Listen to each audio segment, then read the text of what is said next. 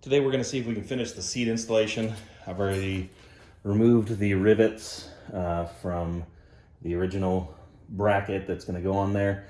That way we can get that bracket mounted to the bottom. Got a couple different densities of foam and thicknesses as well, so we're going to try to mock it up with these. I have a feeling I'm going to need a little bit more stiff foam. And then I also bought this just little cheap tail light bracket. Kind of looks vintage, just, you know, it's plain, round, simple. And we're gonna get it mounted, I think, right there. But as you can see, the tail light's at a little bit of a funky angle, so I'll probably remove the tail light, bend that bracket so it's a little bit more straight up. I love the angle that that gives the license plate. The other thing I realized though is that with this seat being one piece, in order to remove it, we're gonna have to disconnect the power going to the tail lights. So I'll probably just have the wire run along here, and then it'll just be a quick disconnect. A little bit inconvenient, but this seat's really only gonna need to be removed to add oil to the two-stroke filler, which now I'm just thinking should probably also get test fit to make sure that the seat will clear. So this normally faces out, and then this is up under the seat. So on the factory setting, you tilt the seat up, exposes this, and then you put two-stroke oil in it. This thing is leaking everywhere. Lovely. Nice little mess all over my shop light I get to clean up. Fun. All right, anyway, let's get going. Here's my plan. It's probably terrible, but we'll try it, see if it works. I bolted the upper bracket onto the seat, and then I put this in place. It is kind of wobbly, so there will definitely be some forgiveness. But what my plan is, I put some double-sided tape.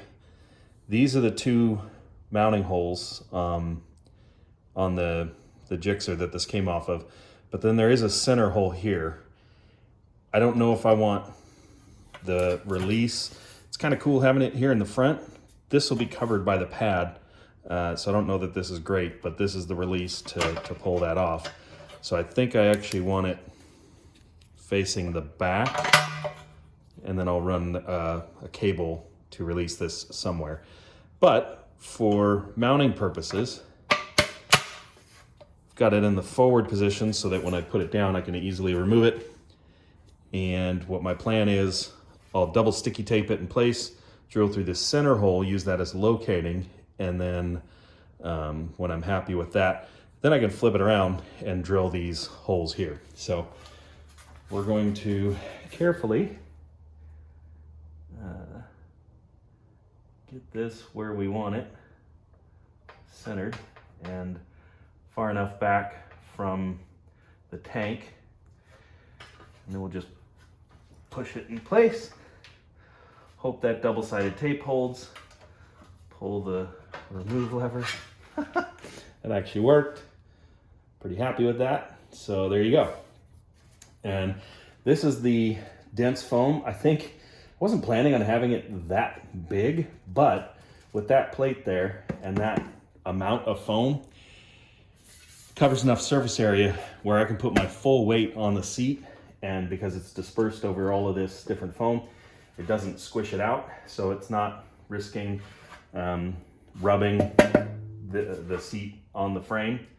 So then this will just go like that. Seat's mounted, and then again, I'll have that cable somewhere where I can just pull on it from the underside.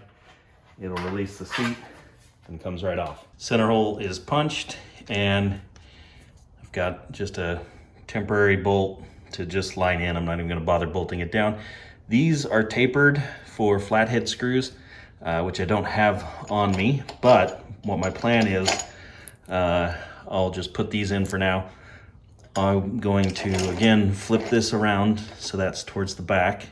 Then the cable will run out here along the frame to somewhere I can easily access it. And again, you just pull that forward. So get that lined up, get these holes center punched, and then I'm gonna drill and tap for, I think that's M6, M8, been a while. So yeah, then what the plan is, I'll get some flatheads. Those will be drilled and tapped, so then I can just bolt that down and Bob's your uncle. They make center punches sets that, you know, come in various diameters, so you can kind of line it up with your hole. I don't have one of those at hand, so I actually just put some masking tape down, and what I'll do is I'll just take a drill of approximately that diameter, and I'll put it in there and just very, very gently either tap it with a hammer or move it around so it marks the tape. Then I'll pull this off and drill out those holes, and hopefully then they'll be nice and centered. So you can see this drill nice and snug, and focus. Yeah, so just barely sticks out past the tip there. Focus, and that should be good. I had to trim to fit because I forgot about these bolts that actually bolt the seat on. So everything's loosely bolted back in as far as the seat pad, and I have this piece of foam. The heck is foam? This piece of foam right here. This piece of foam is, why is foam Australian? Move on. Just a little tack of spray glue so it'll come off, and this is, I think, you know, it's just scrap. I'll do something a little nicer and maybe shape it a little bit. But anyway, it's ready to test. I've got the little pull installed right there. So here we go. I mean, ooh, that's floppy. So I think I definitely do need something in the back to support it, but that's essentially on there and technically secure. What am I gonna do to do that? All right, well, one problem at a time. So then you just pull that, comes right off. Snap in place. Yeah, that definitely gonna be a problem. I mean, need to have some kind of locator that just keeps it from doing that. But yeah, calling that good. Okay, so not only do I have, just got a little magnet there holding this guy in place.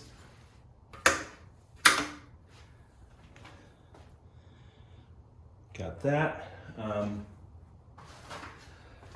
I also bought these Ever Motor Goodway vehicle. I forget what that stands for, but it's like some German standard something rather.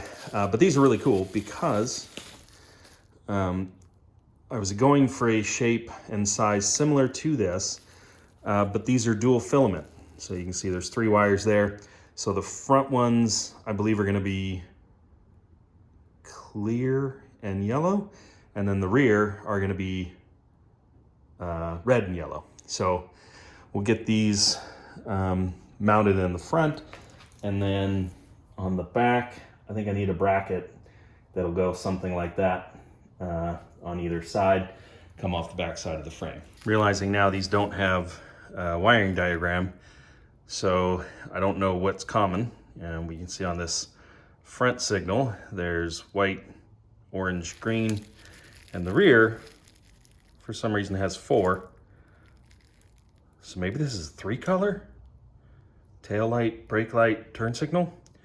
Being as how they both have a green and orange, I'm gonna start with that. My assumption is gonna be green is common. So let's see if we can find out. And immediately drop it. Okay, it's fine. So what I say, we're gonna try green as common. This is gonna be really awkward because I'm trying to do it on camera and keep everything in frame. that is bright. Okay, so yeah, amber and clear. So those clear will be like driving lights or headlight on when the headlights are on. And then, ooh, can you do both at once? No, so it's gonna default to orange, which is good, because when the turn signal comes on, we want that bright white to go off. So then, what did I say? Green was my guess. So let's see if this one is also green. Again, super awkward. Okay, so there's green to ground. Can you see the light? Yeah. Okay, so brown is red. Red is bright red, so red is brake light. Oh, okay, and orange is turn signal. So these do have brake, tail, turn. Brake, tail, turn. And now I'm wondering, yeah, I still like the light for the tail and brake there. So yeah, these will just supplement. Not required, but I think it'll look goofy without that center light. Plus I still need something to hold the license plate.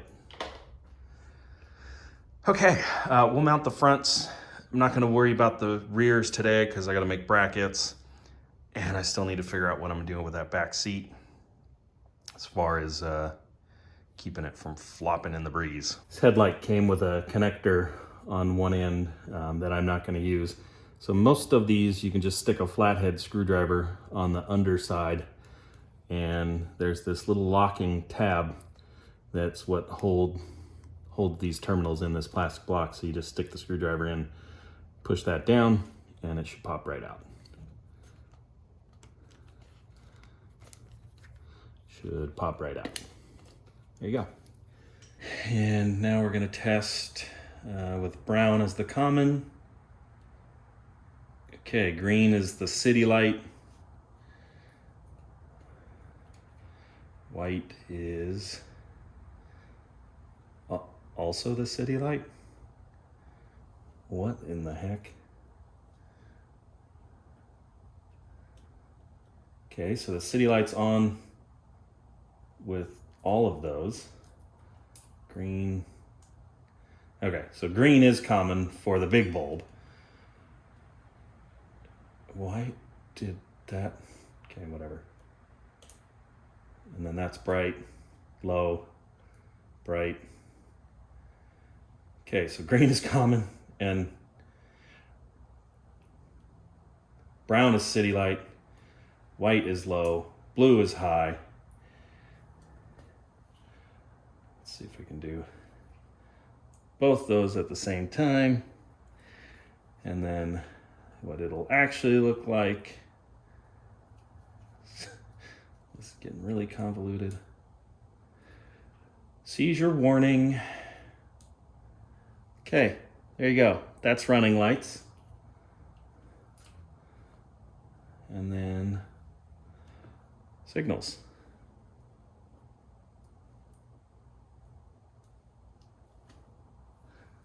Neat. I pulled the padding off of the Gixxer seat, and I think what I want to do is somehow utilize this. So that, on the Gixxer, there'd be going to be a feature that you latch into here and then push it forward to latch down. I want to mimic that, and so what I'm thinking is this will go somewhere in here, and then I have a little metal flange that goes through the center and a piece of rubber around it that I'll bolt to that flat plate, and then this fits nice and snug in there. So it might be a little bit of a pain to line up, but essentially you'd latch it there, then push it down, it'll latch in the front, and this will keep it from moving around. So I need to modify this, and I don't have a great way to do that here. So I'm going to take it to work, cut it off on the bandsaw there, and then this needs to be flush, and I think normally it's, you know, it's at an angle. So anyway, I have some work to do on making that happen. I think it looks a lot better with that seat pad on. That just kind of helps fill out the shape and everything, and that makes it look a little better. So much more happy with that than I was in the previous video. As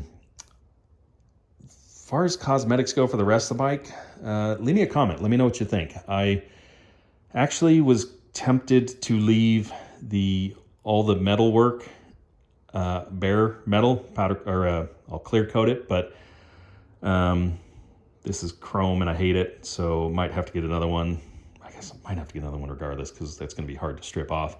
But anyway, maybe leaving that raw metal and kind of rusty, make it look a little rat rod. I do plan to powder coat the frame, Cerakote the exhaust. Not sure what I'm going to do with the rims just yet, but actually the main reason is if you look closely, you can still see the shadow of Kawasaki on the tank, which I think looks really, really cool.